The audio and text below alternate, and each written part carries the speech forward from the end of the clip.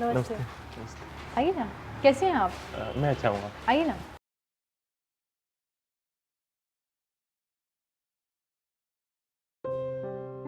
प्रणाम अंकल। हाँ, आओ अशोक, आओ, बैठो बैठो। और क्या हाल चाल है? हालचाल बहुत अच्छे हैं अंकल जी। आप लोग बैठिए, मैं आपके लिए पानी लेके आती हूँ। अंकल, पारो की शादी फिक्स हो गई है, आप सबको आना है। ओहो, क्या बात है।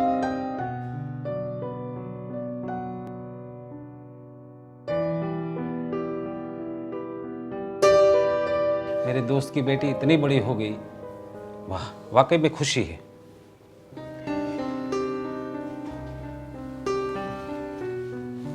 थैंक यू बेटा। Thank you.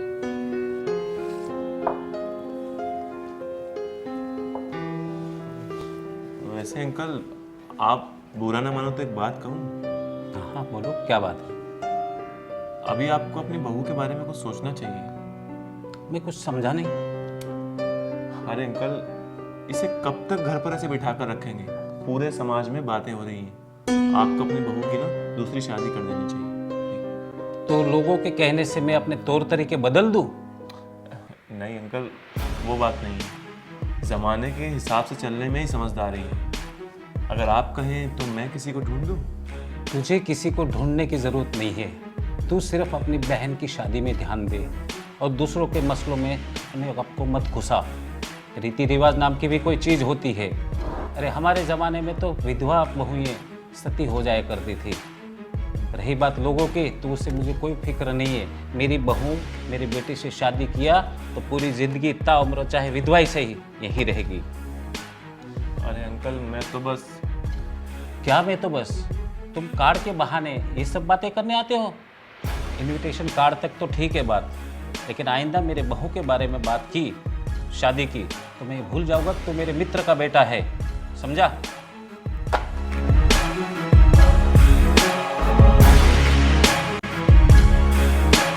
अच्छा अंकल,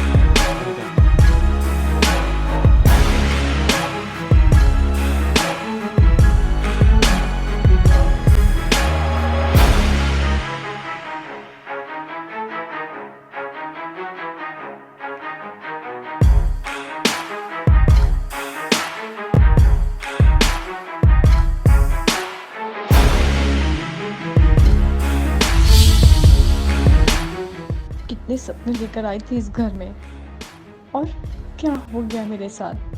बस इस घर में ही मेरी शायद पूरी ज़िंदगी कटेगी, और कर भी क्या सकती हूँ मैं। बाबूजी ना मुझे कहीं जाने देते हैं, और शादी की बात करो तो गुस्सा हो जाते हैं। मेरी भी तो ज़िंदगी है ना, मुझे भी तो खुश रहने का हक है कि नहीं। पर नहीं, ये सब किसी को नहीं दिखाई देता।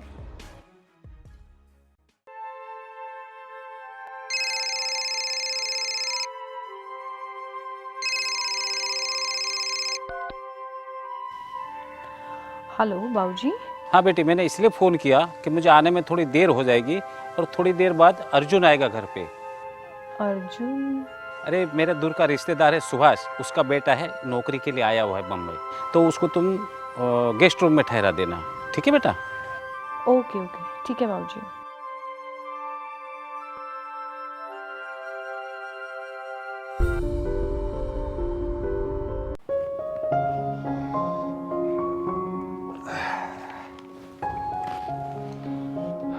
घर तो काफ़ी अच्छा है। वैसे मुझसे एक बहुत बड़ी गलती हो गई। क्या? मैंने आपसे आप ही का नाम नहीं पूछा। मेरा नाम नीलिमा है। नीलिमा? वाओ, कितना खूबसूरत नाम है। बिल्कुल आप ही की तरह। थैंक्स।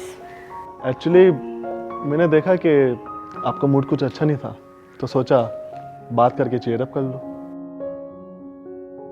तो ये कॉम्प्लीमेंट सिर्फ मूड ठीक करने के लिए था, या फिर सच में मैं डिजर्व करती हूँ? अर्जुन कोई भी बात ऐसे नहीं बोलता, और वैसे भी कॉम्प्लीमेंट उन्हें मिलता है जो डिजर्व करते हैं। ये फ्लर्टिंग तुम सबके साथ करते हैं, या फिर मैं स्पेशल हूँ कुछ?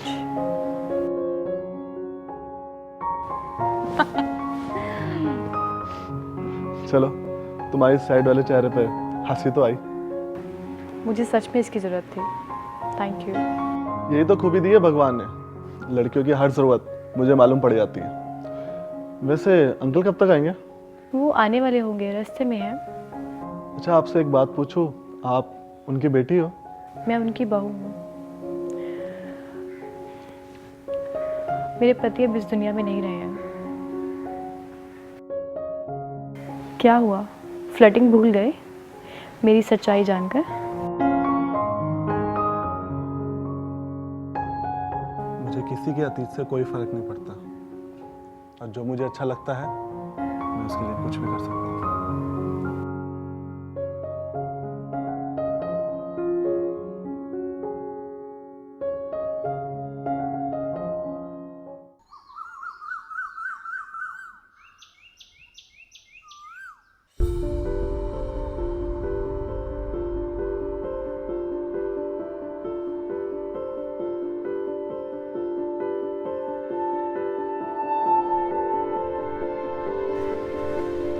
अरे नीलिमा बेटा, तुम कब उठी? अभी थोड़ी देर पहले बाबूजी। अच्छा, अर्जुन अच्छे से सेटल तो हो गया है ना? हाँ, वो ठीक से सेटल हो गए हैं। बाबूजी, मुझे आपसे कुछ बात करनी थी, हाँ हाँ बोलो बेटा। पर कैसे कहूँ समझ नहीं आ रहा। मुझे फिर से नई जिंदगी की शुरुआत करनी थी बाबूजी। क्या क्या मतलब है तुम्हारा? तुम्हारी हिम्मत कैसे हुई ऐसी बात मेरे सामने करने की? मेरा बेटा तुम्हें कितना प्यार करता था, तुम उसके लिए अपनी जिंदगी नहीं दे सकती हो? क्या मैंने आपके बेटे से प्यार नहीं किया?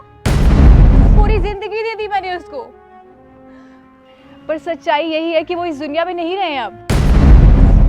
क्या मुझे अपनी जिंदगी जीने का हक नहीं है क्या? आपके बीमार बेटे से शादी की थी मैंने। उसी टाइम मुझे सोच लेना चाहिए था, उसी टाइम मुझे डिसीजन लेना चाहिए था। तो आज ये दिन देखना नहीं पड़ता मुझे।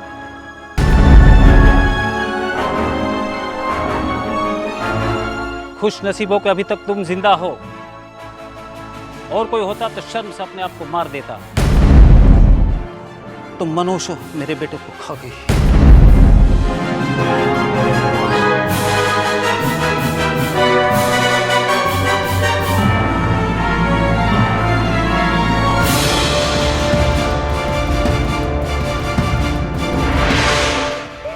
क्या लिखा है मेरी जिंदगी में? कब तक ये वाइट कपड़े पहनती रहूंगी मैं भगवान? मुझे भी जिंदगी जीनी है, मुझे भी पार्टनर चाहिए अब तो।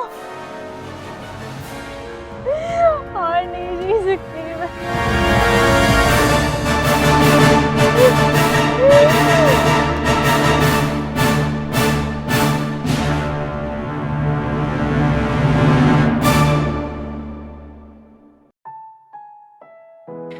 अर्जुन बस, अब और नहीं सहा जाता मुझसे।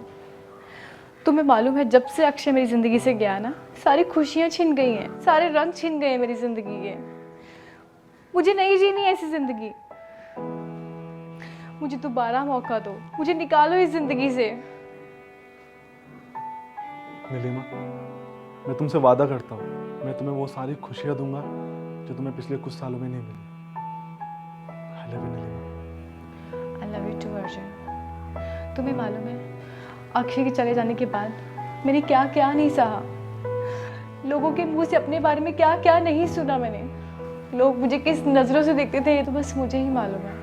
मुझे सब पता है नीलिमा, और अंकल से मैं खुद बात करूंगा। अगर वो मान गए तो ठीक, वरना मैं कुछ भी करके तुम्हें यहाँ से लेकर जाऊंगा। और उनका कोई हक नहीं बनता कि वो तुम्हें तुम्हारी नई जिंदगी जीने से रोके।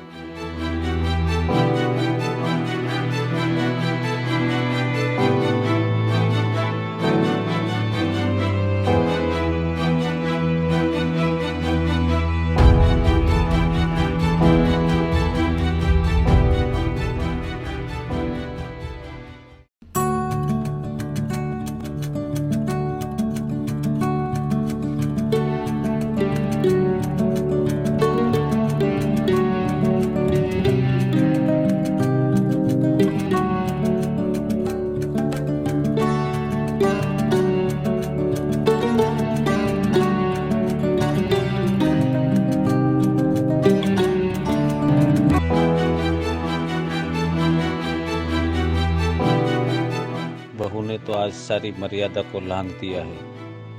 आज उसने अपनी नीचता दिखा दी है। बस बहुत हो गया अब। मैं उनको जीने नहीं दूंगा। हमारी संस्कृति को बचाने के लिए आज बहू और उसके घटिया आशिक को मरना होगा।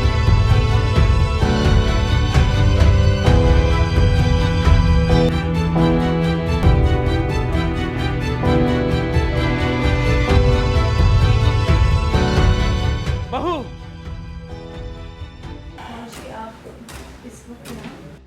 तूने आज मुझे बाबूजी कहने का हक खो दिया है। अब तो मेरे लिए कुछ नहीं रही। अंकल मैं तू तो चुप ही रहे। मदद के नाते तुझे यहाँ रहने दिया और तूने सांप बनकर मुझे ही डसा। खैर, इस हरकत की सजा तो तुम दोनों को मिलेगी।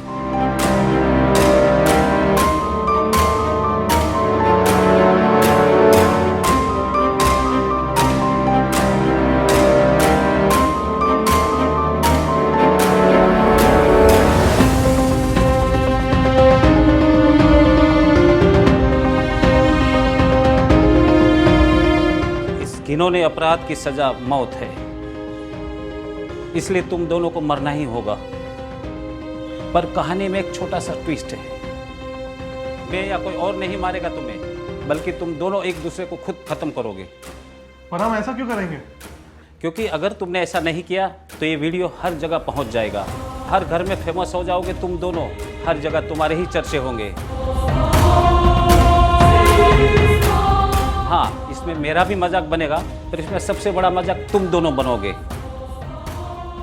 और इसको तो सब नीचता की नज़र से देखेंगे, जो एक पत्नी होकर किसी गैर मर्द के साथ ऐश करने में लगे रही। मर्जी तुम्हारी होगी, जीवन भर ताने सुनो या फिर आसान मौत सेलेक्ट करो।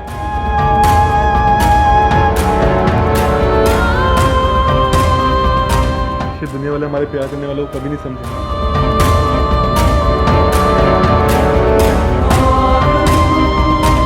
साथ में जी नहीं सकते तो क्या हो?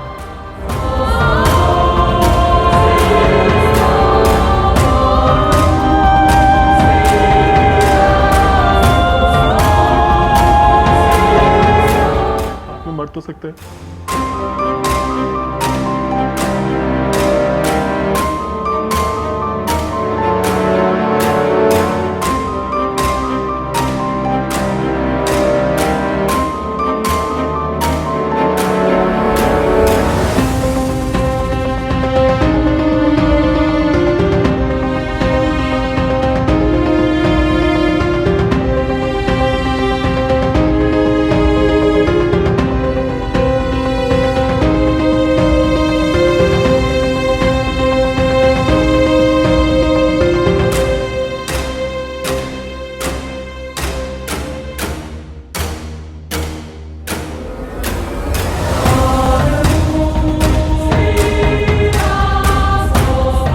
आज फिर संस्कार और रीति रिवाजों की जीत हुई।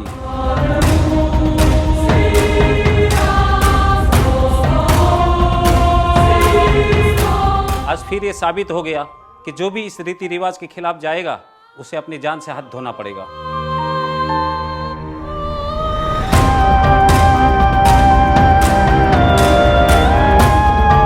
मेरी बेचारी बहू